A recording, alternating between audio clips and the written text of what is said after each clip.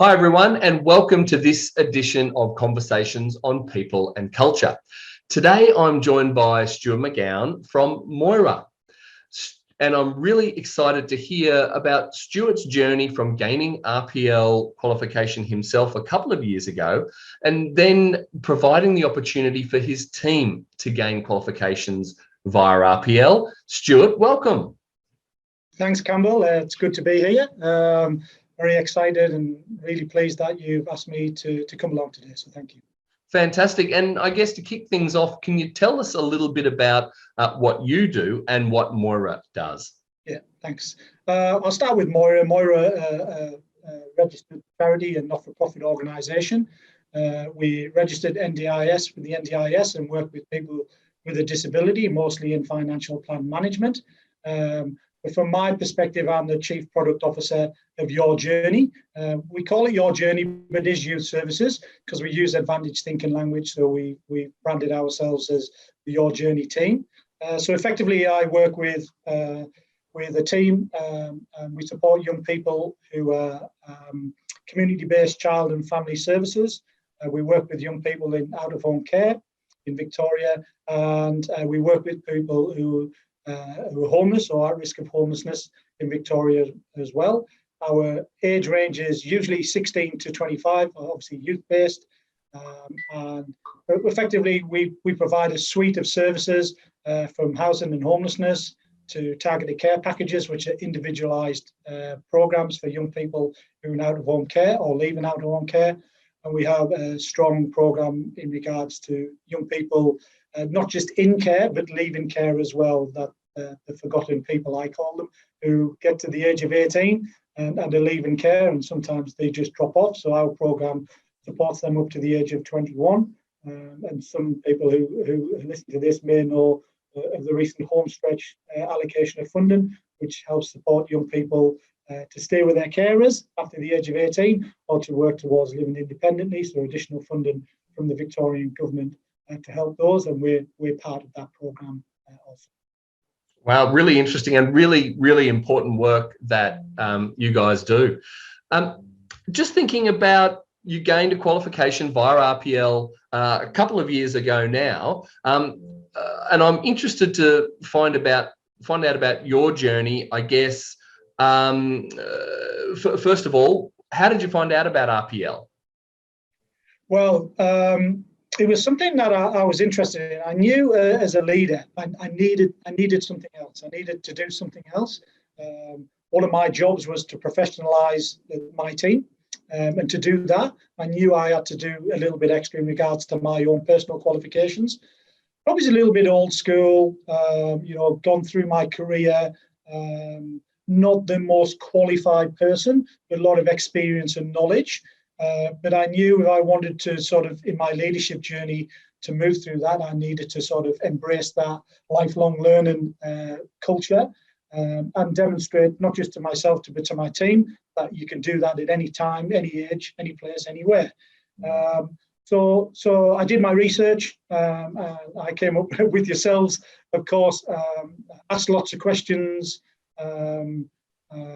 probably interrogated Russell a little bit in regards to, is this for me? Why do you think it's for me? We had very open and frank conversations in regards to, yes, Stuart, we think you can help you there. What about this? Have you thought about that? And eventually we landed on my advanced diploma in leadership and management, which we thought really fitted my skills and my experience and my knowledge in being able to provide enough evidence for me to gain that qualification. Fantastic. And one of the comments that we often get with experienced managers and leaders like yourself is that the process can be quite a cathartic process. You know, sometimes there's this sense of, oh, I didn't know I knew that. So reflecting back on, I guess, the evidence gathering, how did you find the evidence gathering? Was that a painful process, and did you learn anything? It certainly wasn't a painful process. I agree, that you think, wow, didn't realise I did that, or, oh yeah, I do that, and oh, wow, I'm just evidencing it. I'm just demonstrating what I actually do, and that's the beauty of RPL and the beauty of Russell taking you through that process as well. Because sometimes it's not easy. Sometimes you think, I've got all this, I'll write it down, I'll send it in, and I think that'll cover it off. But you get a very kind email back or a telephone conversation back saying, hey, have you thought about this? You know, we can think about how you're gonna say you did that. What was the why? What was the what? And you know, you're getting to talk about it, and you think a little bit more, and you go back and you revisit it. And it's not an easy process. I think people think RPL, oh yeah, I've done this, I've done that, and I'll just send this in. It's not that. Well, certainly with yourselves, it's not. You're still challenged.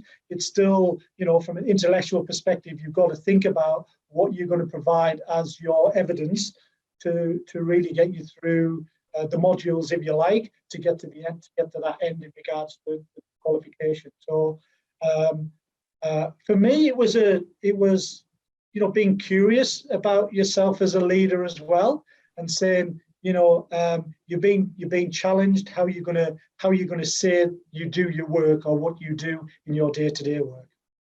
Yeah, no, that's really interesting, and thanks for sharing that. Look, and I think that's so true. That reflects in the feedback that we get, specifically around, you still need to provide evidence. It's not as much as saying, oh, here's a reference from my boss and I've attended these courses. You still need to prove and demonstrate that you have the skills and knowledge. For those that have the skills and knowledge, it's a straightforward process, but you still have to go through that. Yeah. I'm really interested. So thanks for sharing your journey. And since you gained the qualification through us, you've provided the opportunity for some of your team members to do that. And I guess, first of all, what are some of the benefits to the organization? And yeah. I guess specifically benefits to the organization to provide the opportunity for team members to gain a qualification. Yeah, I will say first of all is that after I did my RPL, it really got me more interested in who I am, what I want to do, and where my leadership journey will go. And actually doing that RPL was the impetus for me to go on and do my master's. Oh wow, master's fantastic! In leadership, which I completed last year with Deakin University. So from that, for me personally, it was a very important point in my career to say that, what do I want to do next? So I did that.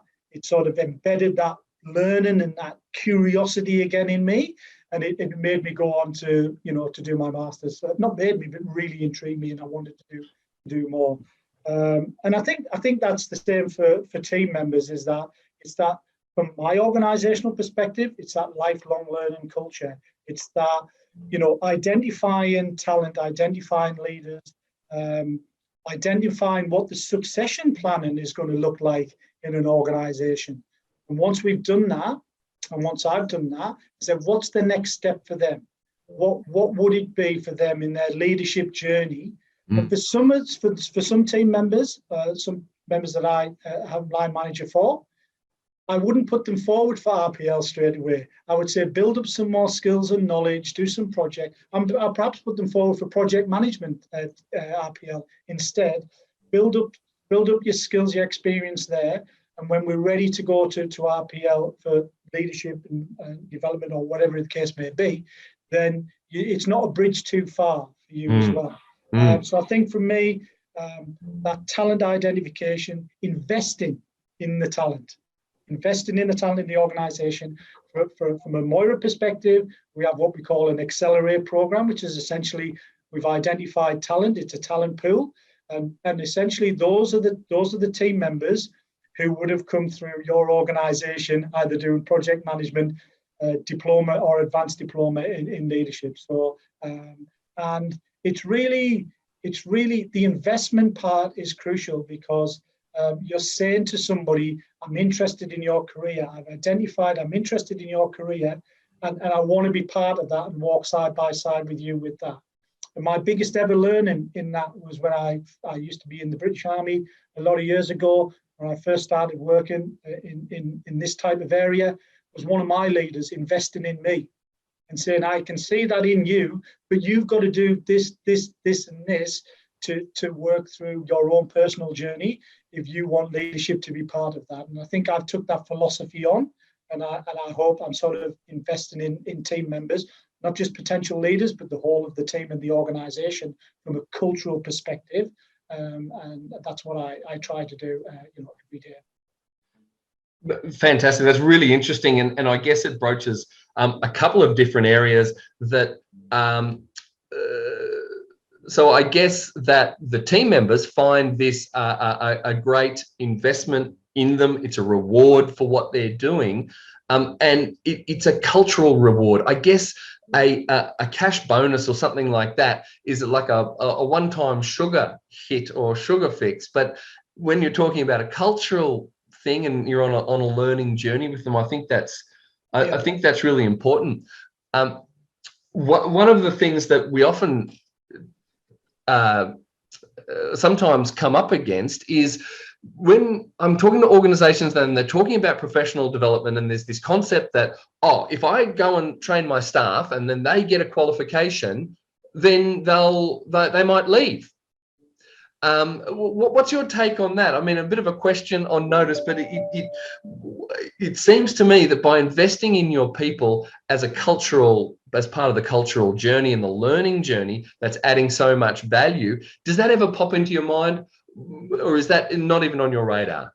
It's absolutely not. It's not on my radar from a cultural perspective. The reasons for that is that I'm involved in this to build people's capacity. Whether they do that at Moira or go somewhere else, that's fine. But what I can say is this: in no uncertain terms, if you invest in people, they will stay with the organization longer. Our retention rates will tell you that. Absolutely will tell you that. And what happens is that if you have a psychologically safe environment, that those people who want to leave because natural attrition will come about or there's other opportunities will discuss that with you.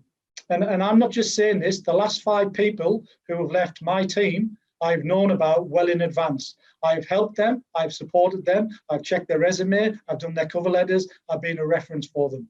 Because we've invested in them, but they've given that back 10-fold, 20-fold to the organization because they believe in the vision and the values of the organization. What that boils down to and what you get is integrity in the team and in the organization, and saying that it's okay, people leave. People don't get on with people all of the time. Yeah. People want to go somewhere else. There's natural attrition, there's attrition for other reasons. But if you have a psychologically safe environment and you're talking about that all of the time, and people really truly get that and feeling safe, there's nothing better. And I am more proud of those people who come to me and say, I want to leave because I want to go on the next part of my journey. And thank you for being part of that than anything else. It's really, really important. It is tough to get the culture. You've got to work really hard. It just doesn't come overnight. And you've got to work hard to build that culture, to build that psychological safety.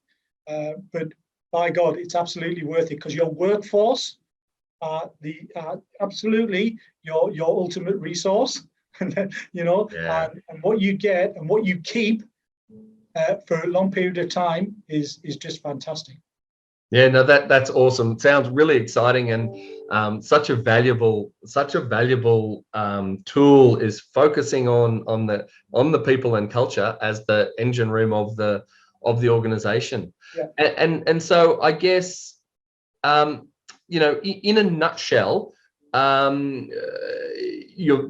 organization finds this as a valuable tool on multiple levels, as part of building the culture, as a way of rewarding and recognizing, as part of the learning journey of the individual as well. I'm also interested to know, I guess being a not-for-profit and being in the industry there'd be a lot of quality and compliance requirements. Is that an aspect at all, having, accredited leaders or professional development programs? Is that a consideration as well for you? Yeah, absolutely. I mean, of course, but I think more so is that what we're looking at, and I try not to link it to compliance, but that professionalism, the professional development, the personal development of team members, is that you have to have the qualification behind you as well. If you want somebody to be a leader, You know, Yeah. you can go through it, but when we're audited, so if somebody comes in and they say we want to check a leader's file to see what qualifications they have, and they see a diploma, advanced diploma, project management, or myself, others, whatever they've got, it sort of embeds that a little bit more. But what they don't see is the story behind that, how we do that, why we do that. So then when we're having the conversation with our auditors or whoever may come in and talk to us about culture, this is what we can say to them. And it's the story that tells that. It's not the tick box, it's the story. And when you read your reports from the auditors who say, Moira embrace the culture of lifelong learning, then that's what you want to hear. You don't want to have the opposite of that. So joining people's stories, being part of their script, helping them on their journey is the Moira story, rather than this, we have to comply. We've got to make sure people have got qualifications. Yes, we do, but we want the person. We want the person. So from my perspective and our organizational perspective, it's behavior over functionality. We'll take behavior anytime. We can learn somebody the job. We want to make sure that they align with our cultural values, because if they're not trustworthy, if they don't have integrity, if they're not committed, if they're not innovative, and all of our other cultural values, then it's not the right fit. So for us, getting it right at the beginning, recruitment is key. And our recruitment process is extremely robust.